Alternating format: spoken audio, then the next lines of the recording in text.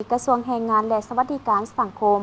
จัดพิธีมอบผับใบยั่งยืนหน่วยผักปลอดไซส์เข้มแข็งนักแน่นและย่องย้อผลงานขององค์คณะผักกระทรวงประจำปี 2025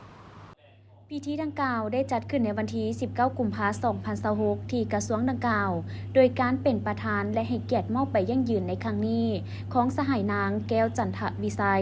รองเลขาคณะผักรองรัฐมนตรีกระทรวงแรงงานและสวัสดิการสังคมสหายพงษ์ไซซักอินทาราชคณะประจำผักรองรัฐมนตรีกระทรวง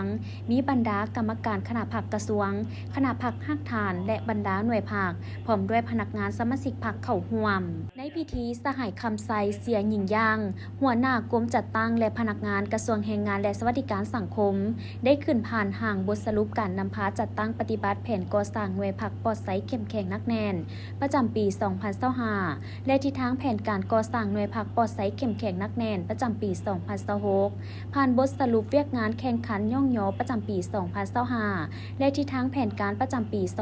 2026 ผ่านมติหับฮ้องบรรดาหน่วยผักปลอดไซส์เข้มแข็งนักแน่นประจำปี 2025 และมติหับฮ้องแผนการสร้างหน่วยผักปลอดไซส์เข้มแข็งนักแน่นประจำปี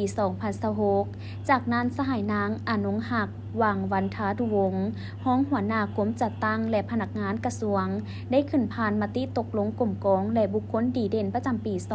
2025 ผ่านการนำพาซี่น้ำอย่างใกล้ชิดของคณะผักคณะน้ำกระทรวงโดยได้ถือเอาเวียกงานดังกล่าวเป็นหน้าที่ใจกลางและความรับผิดชอบการเมืองของตนซึ่งได้แต่งตั้งคณะรับผิดชอบซี่น้ำและหน่วยงานวิชาการสวยเวียกเพื่อลงซี่น้ำและแนะนำวิธีสรุปวิธีสร้างแผนการได้มีการลงสุกยุติดตามกวดกาและประเมินการจัดตั้งปฏิบัติแผนก่อสร้างหน่วยผักปลอดไซส์เข้มแข็งนักแน่นตามหาเนื้อใน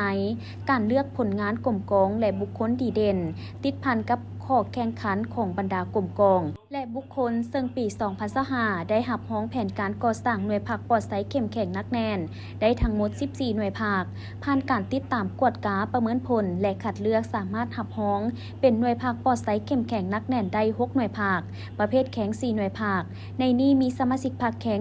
242 สหายหญิง 115 สหายสมาชิกผักกลาง 4 สหายหญิง 2 สหายและกลุ่มกองดีเด่นประเภท 1 ได้ 7 กลุ่มกองประเภท 2 ได้ 4 กลุ่มกองบุคคลดีเด่นประเภท 1 ได้ 425 สหายหญิง 212 สหาย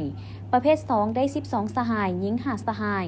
การจัดพิธีมอบผับไปยั่งยืนในครั้งนี้ขึ้นก็เพื่อเป็นการยั่งยืนผลงานและผลสำเร็จการนำพาซี่น้ำของบรรดาหักฐานผักการจัดตั้งปฏิบัติแผนการก่อสร้างหน่วยผักปลอดไซส์เข้มแข็งนักแน่นพร้อมทั้งเป็นการย่องย้อสรรเสริญกลมกองบุคคล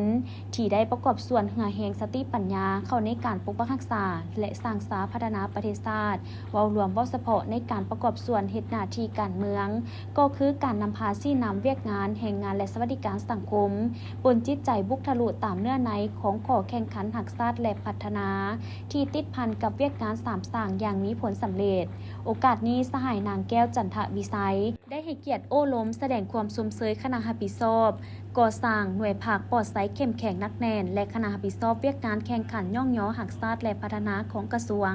ที่ได้ตั้งหน้าเคลื่อนไหวปฏิบัติหน้าที่ของตนเฮ็ดให้มีผลสำเร็จและยัดได้ผลงานตลอดระยะ1 ปีผ่านมา